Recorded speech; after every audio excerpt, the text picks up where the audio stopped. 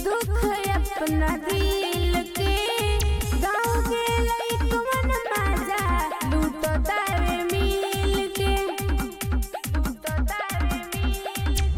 भतारा हमारा हेला पटना भतारा हमारा हेला पटना देवर भइल ढोरी चाटना देवर भइल ढोरी चाटना देवर भइल ढोरी चाटना।